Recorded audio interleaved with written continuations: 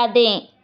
वाल्मीकि जी बोले, संपूर्ण पापों के नाश के लिए, संपूर्ण विष्णु भगवान की प्रसन्नता के लिए विधेयक पूर्वक धारण किए हुए नियमों का उद्यापन के बाद त्याग की विधि कहता हूँ। हे राजन, नक्त व्रत यानी रात्रि में भोजन करने वाला मनुष्य व्रत की समाप्ति में ब्राह्मणों को भोजन करावे। अयाचित व्रत यानी बिना मांगे कुछ भी मिल जाए उसे ही खाकर रहे। इस व्रत में स्वर्ण दान दे। अमावस्या को भोजन का नियम करने वाला दक्षिणा सहित गोदान दे। आंवले से स्नान करने वाला दही या दूध दे। हे राजन, फलों का नियम किया है तो फल दान करें। तेल छोड़ा है तो घी दें। घी का नियम लिया है तो दूध दे।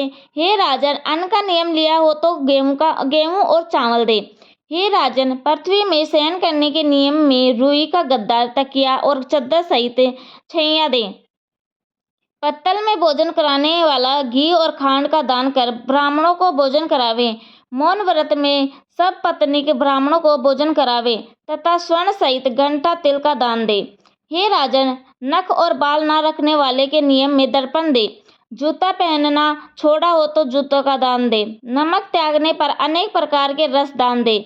दीप दान किया हो तो पात्र सहित दीप दान करें। भक्ति से अधिक मास में जो मनुष्य इस प्रकार करता है वह सदा वैकुंठ वास करता है। तांबे की कटोरी में घी और स्वर्ण की बत्ती रखकर दीप का दान करें।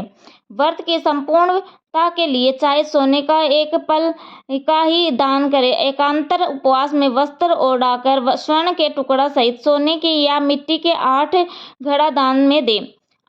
मास के अंत में छाता जूतों सहित 30 लड्डुओं का दान करें और बोझा ढोने लायक बेल दे।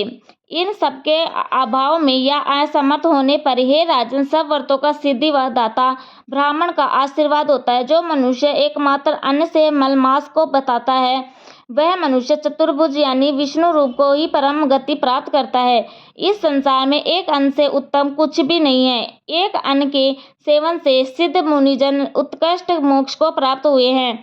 जो मनुष्य अधिमा के में रात्रि में भोजन करता है वह राजा हो सब कामनाओं को प्राप्त करता है। इसमें संचय नहीं है। प्रातः काल देवता भोजन करते हैं और दोपहर को मुनिजन, तीसरे पहर में पितृ और चौथे पहर में मनुष्य अपनी आत्मा की तृप्ति के लिए भोजन करें। हे राजन, जो सब समय में व्यतीत कर चौथे पहर में भोजन करता है उसके हत्या आदि सब पाप नाश हो जाते हैं। और हे महिपाल, रात्रि में भोजन कराने वाले को सबसे अधिक पुण्य मिलता है और वह प्रतिदिन अश्वमेघ यज्ञ करने का फल पाता है। जो हरि भक्त अधिमास में उड़द नहीं खाता है और वह सब पापों से छूट जाता है। जो पापी ब्राह्मण होकर भी कोहल्लू में तिल पेता है और रहे राजन, वह जितना तिल पेता है वह उतने तिल की संख्या के बराबर रोवे नरक में रहकर अंत चंडाल की योनि पाता है तथा कोढ़ी होता है। जो मनुष्य इस अधिक मास में शुक्ल पक्ष और कृष्ण पक्ष की एकादशी का उपवास करता है वह विष्णु रूप हो, देवताओं से पूजित तथा अप्सराओं से सेवित हो विष्णु लोक में जाता है। एकादशी व्रत करने वाला दशमी और द्वादशी को एक बार भोजन करे। भगवान की प्रसन्नता के लिए जो ऐसा करता है वह स्वर्ण में जाता है। हे राजन, कुशा के आसन को न तागे।